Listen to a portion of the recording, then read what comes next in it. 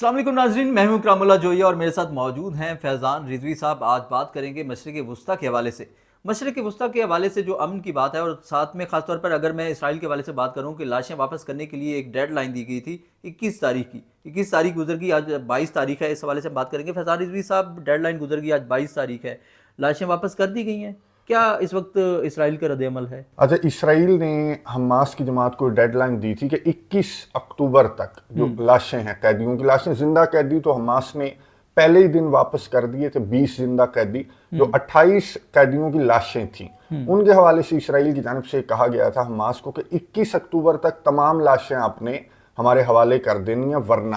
ہم یہ کر دیں گے اور وہ کر دیں گے۔ آج آپ نے بتایا کہ 22 اکتوبر ہے، یعنی کہ وہ ڈیڈ لائن گزر گئی، اور میں آپ کو بتا دوں کہ حماس کی جماعت کی جانب سے 15 جو اسرائیلی قیدی ہیں ان کی لاشیں تو ابھی تک جب ہم ویڈیو ریکارڈ کر رہے ہیں تو حماس کی جماعت کی جانب سے 15 جو لاشیں ہیں وہ حوالے کر دی گئی ہیں، یعنی کہ ابھی بھی جو 13 اسرائیلی قیدیوں کی لاشیں ہیں ان کی تلاش ابھی بھی جاری ہے اور ڈیڈ لائن گزر چکی ہے۔ تو کیا رد عمل اسرائیل کی جانب سے سامنے آیا؟ تو میں آپ کو بتا دوں کہ اسرائیل نے کوئی اس طرح سے ریئیکٹ نہیں کیا، یہ قیدی مکمل جو لاشیں ہیں وہ واپس نہ آنے پر اسرائیل کی جانب سے اس طرح سے ریئیکٹ نہیں کیا گیا جس طرح سے اسرائیل کی جانب سے جو ڈیڈ لائن ہے، جو وارننگ ہے وہ دی گئی تھی۔ اس کی وجہ یہ ہے کہ امریکی جو نائب صدر ہیں، جو امریکی وائس پریزیڈنٹ ہیں، میں نے آپ کو بتایا تھا، وہ اس وقت جب ہم ویڈیو ریکارڈ کر رہے ہیں تو وہ اسرائیل کے اندر موجود ہیں، پہنچ چکے ہیں، اپنی اہلیہ کے ساتھ ہیں، اوشا وینس بھی ان کے ساتھ ہیں، اور اسرائیل نے بڑی وارملی ویلکم کیا۔ نیتن یاہو نے جے ڈی وینس کو یہ کہا کہ ابھی کچھ دن پہلے جو امریکہ کے صدر ہیں ڈونلڈ ٹرمپ وہ آئے ہوئے تھے، اب نائب صدر آئے ہوئے ہیں، یہ دوستی ہماری وہ دوستی، تو اس نے بڑا وارملی ویلکم کیا جو جے ڈی وینس ہیں ان کو۔ اور جے ڈی وینس نے، میں آپ کو بتا دوں کہ کس طرح کی باتیں یہاں پر کھڑے ہو کر کی۔ جے ڈی وینس نے اسرائیل کے اندر کھڑے ہو کر یہ جو جنگ بندی کی امپلیمنٹیشن ہے اس کے حوالے سے بات کی، اور یہ آیا وہ بھی اس لیے کہ جنگ بندی کی امپلیمنٹیشن کا عمل جو ہے وہ رکے نہ، اور تب تک نہ رکے جب تک حماس کی جماعت ہتھیار نہ ڈال دے۔ اور اس موقع پر اس نے اسرائیل کے اندر کھڑے ہو کر یہ کہا کہ جی آپ کی سرزمین میں آپ کی اجازت کے بغیر کوئی داخل نہیں ہوگا، اس چیز کو ہم میک شور کریں گے۔ غزہ کی زمین کو جو ہے وہ اسرائیل کی زمین کہا ہے، غزہ کی سرزمین کو یہ اسرائیل، غزہ میں کھڑے ہو کے یہ غزہ کی زمین کو کہہ رہا ہے، اسرائیل میں کھڑے ہو کر غزہ کی بات کر رہا ہے جے ڈی وینس، اور یہ کہہ رہا ہے کہ جی آپ کی سرزمین میں آپ کی اجازت کے بغیر، اور یہ بالکل آپ نے ٹھیک کہا کہ غزہ کے حوالے سے بات کر رہا ہے، اور غزہ کو یہ اسرائیل کی سرزمین کہہ رہا ہے، بلکہ وہ کلپ میرے پاس ہے اور میں آپ کو سنوا دیتا ہوں اور ویورز کو بھی سنوا دیتا ہوں کہ جے ڈی وینس نے غزہ کو اسرائیل کی سرزمین کس طرح سے کہا ہے، سنیں اس کے بعد بات کریں۔ We're not going to force anything on our Israeli friends when it comes to foreign troops on their soil, but we do think that there's a constructive role for the Turks to play, and frankly, they've already played a very constructive role. We're very grateful for that. And you asked, they've supported Hamas in the past. No one who is a party to this conflict can look in the past and not point at something that they don't like or that they disagree with. اچھا، گفتگو آپ نے سن لی، میں نے اکرام صاحب کو بھی سنوا دی کہ جے ڈی وینس جو ہیں وہ غزہ کے حوالے سے بات کر رہے ہیں، اسرائیل میں کھڑے ہو کر، اور یہ کہہ رہے ہیں کہ جی آپ کی سرزمین پر آپ کی اجازت کے بغیر کوئی قدم نہیں رکھے گا۔ اچھا، جواب کس سوال کا دے رہے تھے میں آپ کو بتا دوں، صحافی کی جانب سے سوال یہ پوچھا گیا تھا کہ ٹھیک ہے اگر آپ آگے ہیں اور آپ شور ہیں کہ حماس کی جماعت جو ہے وہ ہتھیار بھی ڈال دے گی، اور اگر ہتھیار نہیں ڈالے گی تو آپ ہتھیار زبردستی حماس کی جماعت سے لے لیں گے، تو اس کے بعد کیا ہوگا؟ صحافی کی جانب سے سوال پوچھا گیا تھا کہ اس کے بعد کن کنٹریز کے جو پیس کیپرز ہیں وہ غزہ کی پٹی کے اندر آئیں گے، اور صحافی نے یہ پوچھا کہ جی آپ کا منصوبہ ہے کہ ترکیہ کے پیس کیپرز حماس کے جانے کے بعد ترکیہ کے پیس کیپرز جو ہیں وہ غزہ کی پٹی کو سنبھالیں گے، تو کیا آپ کو ترکیہ کے پیس کیپرز پر اعتماد ہے؟ یہ صحافی کی جانب سے، اسرائیلی صحافی کی جانب سے سوال پوچھا گیا، یعنی کہ ان کو، اسرائیلیوں کو ترکیہ کے پیس کیپرز پر ٹرسٹ نہیں ہے۔ اسرائیل کی صحافی کی جانب سے جو سوال پوچھا گیا، ان کے آفیشیل حلقوں کے اندر اس طرح کی باتیں چل رہی ہیں کہ جی ترکیہ کے پیس کیپرز جو ہیں وہ نہیں ہونے چاہیے حماس کی جماعت کے جانے کے بعد، دیگر عرب کنٹریز کے پیس کیپرز ہوں ان پر ان کو اعتراض نہیں ہے، لیکن ترکیہ کے پیس کیپرز پر ان کو اعتراض ہے۔ ترکی کی پیس کیپرز پر ان کو کیا اعتراض ہے؟ اسرائیل کو کس چیز کا اعتراض ہے؟ اچھا، ترکیہ کے پیس کیپرز میں آپ کو بتا دوں کہ ترکیہ کے صدر رجب طیب ایردوان اس جنگ کے دوران بھی اور ویسے بھی آپ دیکھتے ہوں گے کہ ترکیہ کا بڑا ٹف سٹانس رہتا ہے اسرائیل کو لے کر، مسئلہ فلسطین کو لے کر، 2 اسٹیٹ سولوشن کو لے کر. حالانکہ وہ ٹف سٹانس صرف الفاظ کی صورت میں ہے، پریکٹیکلی ترکیہ کی جانب سے بھی کچھ نہیں کیا گیا اس 2 سال کی جنگ کے دوران. لیکن اسرائیل کا جو موقف ہے ترکیہ کو لے کر، جس طرح سے مسلمان ممالک کہتے ہیں انکلوڈنگ ترکیہ کہتا ہے کہ اسرائیل جو ہے وہ گریٹر اپنا پلان وہ امپلیمنٹ کر رہا ہے. تو یہ جو سرزمین فلسطین ہے، یہاں پر میں آپ کو بتا دوں کہ برطانیہ سے پہلے اگر پیچھے چلے جائیں تو آٹومن ایمپائرز کے انڈر تھا. یہ آٹومن ایمپائر تھی جو سلطنت عثمانیہ ہے، اس کے انڈر تھی یہ ساری سرزمین جو ہے. اور یہاں پر اسرائیلی حلقوں کے اندر یہ باتیں کی جاتی ہیں، جیسے یہاں پر مسلمان حلقوں کے اندر باتیں کی جاتی ہیں کہ اسرائیل پھیلے گا، گریٹر اسرائیل بنائے گا. تو اسرائیلی حلقے یہ بات کرتے ہیں کہ یہ سلطنت عثمانیہ کو بحال کرے گا. جو رجب طیب ایردوان ہے، میں آپ کو بتا دوں کہ یہی نعرہ لے کر اقتدار میں آئے تھے رجب طیب ایردوان جو ہیں. اور شام کے اندر جو ایپیسوڈ ہوئی، اب شام کے اندر ترکیہ کا بڑا اثر و رسوخ بھی شام کے اندر ہے، جو احمد الشرع ہیں ان کی حکومت کے آنے میں اور حکومت کے آنے کے بعد. تو اب اسرائیل کو یہ ڈر ہے کہ ترکیہ جو ہے وہ شام سے بھی آگے بڑھے گا اور سرزمین فلسطین میں اس بہانے سے ترکیہ جو ہے وہ پیس مشن کے بہانے سے قدم رکھے گا. اور پھر یہ ہمارے لیے چیلنجنگ ثابت ہوگا کہ اگر ترکیہ کے پیس کیپرز جو ہیں وہ یہاں پر آ گئے تو وہ کافی چیزیں امپلیمنٹ کریں گے. اور جو اسرائیل جس انداز سے غزہ کی پٹی کو چلانا چاہ رہا ہے، اور امریکہ کے وائس پریزیڈنٹ نے بھی کہہ دیا کہ جی آپ کی مرضی کے بغیر تو یہاں پر پتہ بھی نہیں ہلے گا. تو وہ یہ سمجھ رہے ہیں کہ ترکیہ جو ہے اگر یہاں پر آ گیا تو وہ جو غزہ کے معصوم فلسطینی ہیں، یا پھر جو 2 اسٹیٹ سولوشن کو لے کر ترکیہ کا سٹانس ہے، تو ترکیہ اس کو امپلیمنٹ کرنے کی کوشش کرے گا. اور ہمیں ہماری جو مرضی ہے وہ نہیں کرنے دے گا ترکیہ. اب فیضان صاحب، ترکیہ کی پیس کیپرز تو دور کی بات ہے، حماس کے جو مجاہدین ہیں کیا وہ ہتھیار ڈالنے کے لیے تیار ہوں گے؟ اچھا، حماس کی جماعت کے مجاہدین میں آپ کو بتا دوں کہ ایگریمنٹ کے اندر تو یہ نقطہ ہے، یعنی کہ 6واں اور 7واں نقطہ جس کو امپلیمنٹ کرنا چاہ رہا ہے ڈونلڈ ٹرمپ اپنے وائس پریزیڈنٹ کو بھی اسی چکر میں اس نے بھیجا ہوا ہے کہ جاؤ 7ویں نقطے 6 7ویں نقطے کی طرف آؤ. تو یہ ایگریمنٹ کے اندر تو ہے کہ حماس کی جماعت جو ہے وہ ہتھیار ڈالے گی یا پھر غزہ کی پٹی سے باہر نکل جائے گی، یا پھر اگر غزہ کی پٹی کے اندر رہنا ہے تو ہتھیار دے کر سویلینز کی طرح جو حماس کی جماعت ہے وہ غزہ کی پٹی کے اندر رہ سکتی ہے. اچھا، یہ نقطہ اس پر حماس کی جماعت نے یہ کہا تھا، قطر کے اندر بیٹھے ہوئے تھے بلکہ مصر کے اندر، تو حماس کی جماعت نے یہ کہا تھا کہ ان نقاط پر جو ہے وہ مزید ہم بات کرنا چاہتے ہیں. اور اس طرح کی خبریں بھی ہیں کہ حماس کی جماعت ظاہر ہے کہ نہ اپنی سرزمین چھوڑنا چاہتی ہے، نہ ہتھیار ڈالنا چاہتی ہے، وہ کنورٹ ہونا چاہتی ہے کہ جو بھی فورس ہو غزہ کی پٹی کے اندر. ظاہر ہے کہ ایک ملک کی فورس بھی تو ہوتی ہے، پولیس بھی ہوتی ہے، فوج بھی ہوتی ہے، تو وہ کہتے ہیں کہ ہم ہتھیار جو ہیں ہم کنورٹ ہو جائیں گے اس فورس کے اندر، چاہے وہ امن مشن کی جو فوجیں ہیں، جو اہلکار ہیں، جس میں ترکی اور عرب کنٹریز کے اہلکار ہوں گے. تو حماس کی جماعت نے کہا کہ ٹھیک ہے، پھر ہم کنورٹ ہو جائیں گے ان اہلکاروں کے ساتھ، ہمیں بھی شامل کر لو. لیکن یہ چاہتے ہیں کہ حماس کی جماعت ہتھیار ڈال دے. اور اگر حماس کی جماعت کی جانب سے ڈسکس کیا جائے گا جو آپشنز دیے جا رہے ہیں حماس کی جماعت کی جانب سے، تو ڈونلڈ ٹرمپ نے جو گفتگو کی وائٹ ہاؤس کے اندر، ڈونلڈ ٹرمپ نے کہا کہ نہیں جی نہیں، حماس کی جماعت تو ہتھیار ڈالے گی، ڈس آرم ہوگی، سرنڈر کرے گی، اور اگر نہیں کرے گی تو ہم زبردستی، پہلے اس نے کہا تھا کہ ہم گھس کر ماریں گے، ہم یہ کر دیں گے، ہم وہ کر دیں گے. اب وائٹ ہاؤس کے اندر بیٹھا ہوا تھا، اس نے پھر سے اسی طرح کی باتیں کی کہ ہم حماس کی جماعت سے یہ جو ہتھیار وغیرہ لینے کا معاملہ ہے یہ ہم خود لیں گے. اور ایون کہ ڈونلڈ ٹرمپ نے یہ بھی کہا کہ جو مسلم ممالک ہیں، اس نے مسلم ممالک کا نام لیا اور یہ کہا کہ مسلم ممالک مجھے فون کر کے کہہ رہے ہیں کہ چھوڑ دیں، حماس کی جماعت جانے اور ان کے ہتھیار لینا جانے ہمارے حوالے کریں، ہمیں اجازت دیں تو ہم غزہ کی پٹی کے اندر جا کر حماس کی جماعت کو،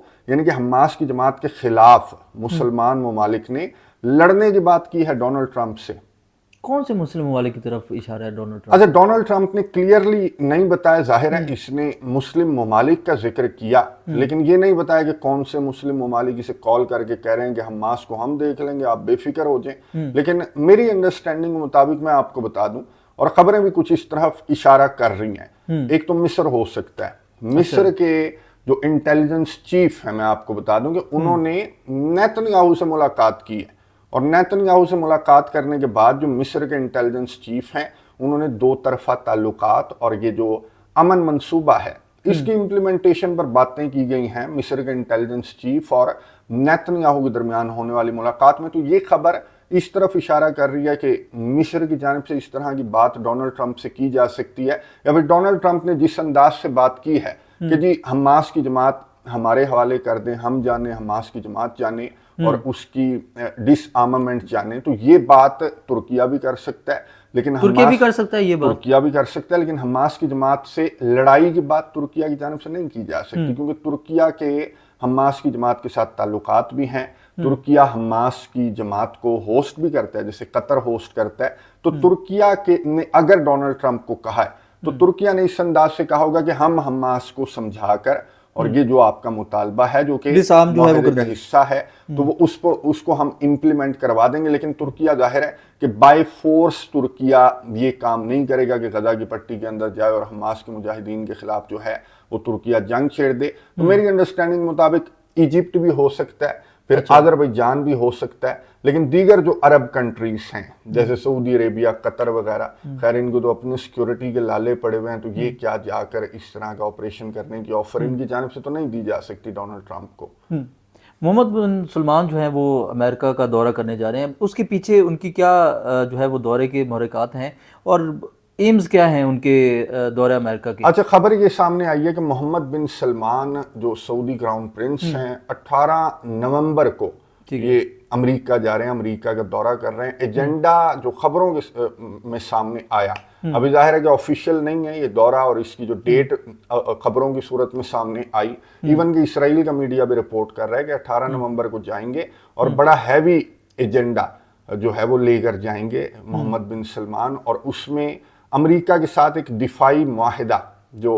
मोहम्मद बिन सलमान हैं वो एक्सपेक्ट कर रहे हैं कि अमेरिका के साथ एक दिफाई मुआहिदा हो जाए। कौन सा दिफाई मुआहिदा, मैं आपको बता दूं कि अभी रिसेंटली कतर ने अमेरिका के साथ एक दिफाई मुआहिदा किया है, यानी कि आप अंदाजा लगाएं कि कतर के ऊपर इसराइल ने हमला किया और ये अभी भी अमेरिका की सिक्योरिटी पर इतना ज्यादा ट्रस्ट कर रहा है। कतर के अमेरिका के साथ इसने एक मुआहिदा किया, अमेरिका के अंदर एक एयर बेस बनाएगा कतर, और वहां पर अमेरिका के जो पायलट्स हैं वो कतर के पायलट्स को ट्रेनिंग देंगे। तो इस तरह का मुआहिदा कतर और अमेरिका के दरमियान हुआ। तो खबरों के मुताबिक इसी तरह का कोई मुआहिदा मोहम्मद बिन सलमान की जानिब से, और इसराइली मीडिया तो जाहिर है कि वो उसी तरह के ख्वाब देख रहा है कि मोहम्मद बिन सलमान की जानिब से अमेरिका से नेटो के आर्टिकल 5 लाइक जो मुआहिदा है वो किया जाएगा। और ये मैं आपको बता दूं कि नेटो के आर्टिकल 5 लाइक मुआहिदा ये मोहम्मद बिन सलमान और अमेरिका के दरमियान बहुत पहले से ये जो मुआहिदा है इस पर डिस्कशन चल रही है, क्योंकि ये शराइत का हिस्सा है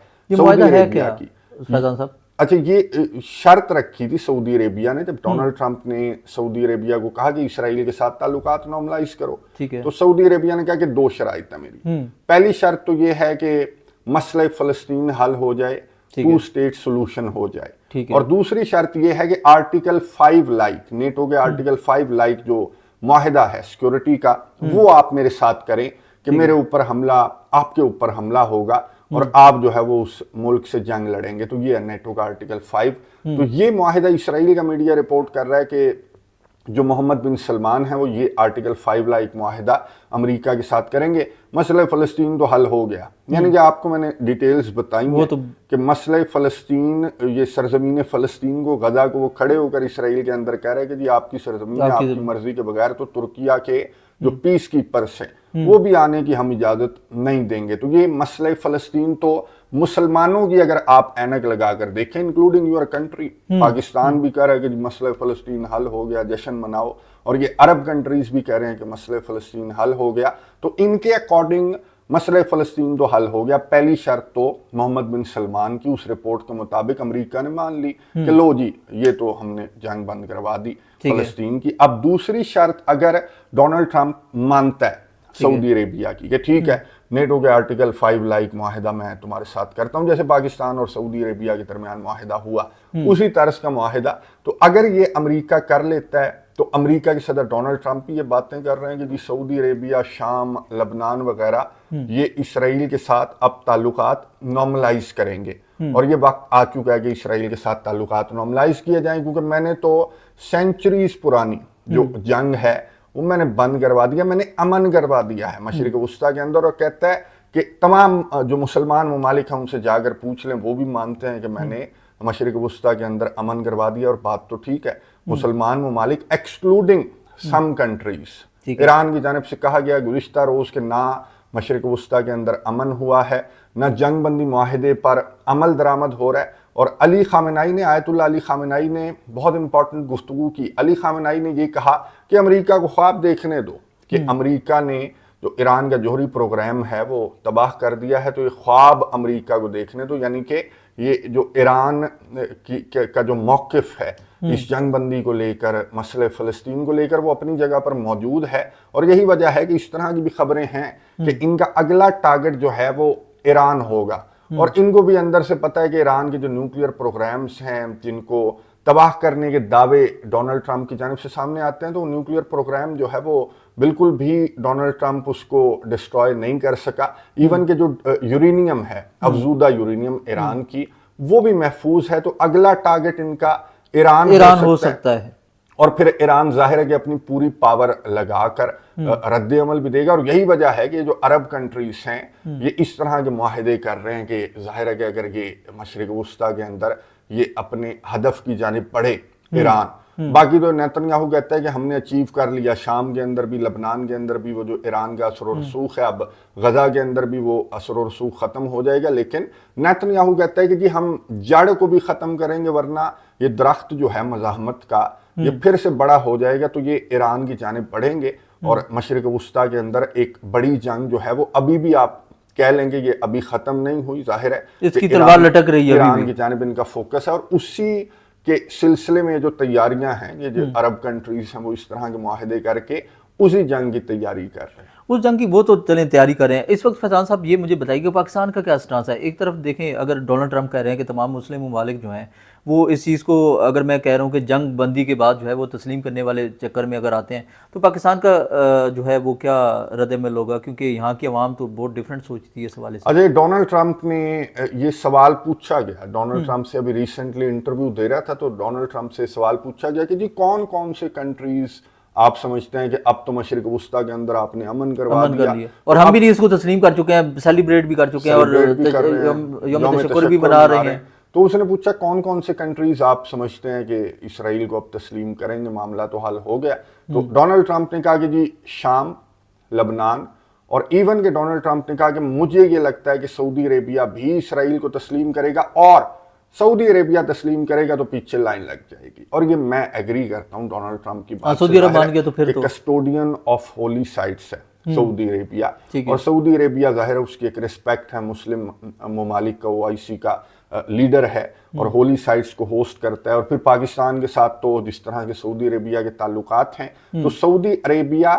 پر ڈیپینڈ کرے گا کہ اگر سعودی عربیہ چلتا ہے تو پیچھے پوری ایک جو ٹرین ہے وہ چل پڑے گی۔ ڈونلڈ ٹرمپ یہ سمجھتا ہے، اور اس نے انٹرویو کے دوران یہ جواب دیا، لیکن ڈیپینڈ کرے گا کہ سعودی عربیہ، ظاہر ہے کہ اگر Saudi Arabia custodian of holy sites ہے، OIC کا ہیڈ ہے، تو ظاہر ہے کہ وہ مسلمان ممالک کا بھی اس پر ایک پریشر ہے کہ یہ اسرائیل کے ساتھ تعلقات نارملائز کر لے گا سعودی عربیہ، تو پھر باقی کنٹریز جو ہیں وہ سعودی عربیہ سے سوال بھی پوچھیں گے کہ آپ نے کس چکر میں اسرائیل کے ساتھ تعلقات نارملائز کیے۔ تو مسئلہ فلسطین کا حل ہونا، اب یہ سعودی عربیہ کیا یہ سمجھتا ہے کہ جی مسئلہ فلسطین حل ہو گیا، غزہ کے اندر امن ہو گیا، اور دوسری شرط اگر سعودی عربیہ کی مان لے ڈونلڈ ٹرمپ، جو کہ 18 نومبر تک ہمیں انتظار کرنا پڑے گا، اور وہاں سے اس طرح کی خبر کوئی سامنے آئے گی کہ سعودی عربیہ کا اس جنگ بندی کو کس طرف جھکاؤ ہے وہ سامنے آ سکتا ہے، بالکل کیا سٹانس ہے اس کا اس جنگ بندی کو لے کر۔ فیضان صاحب بہت شکریہ۔ ویورز، ہم نے مشرق وسطیٰ کے حوالے سے اور خاص طور پر جو ہے اس کی صورتحال، جو اپڈیٹڈ صورتحال ہے اس کے حوالے سے تفصیلی طور پر گفتگو کی۔ فیضان رضوی صاحب نے اس کے انالیسز جو ہیں وہ آپ کے سامنے رکھے، کمنٹس کے ذریعے ضرور آگاہ کیجیے گا۔ اللہ نگہبان۔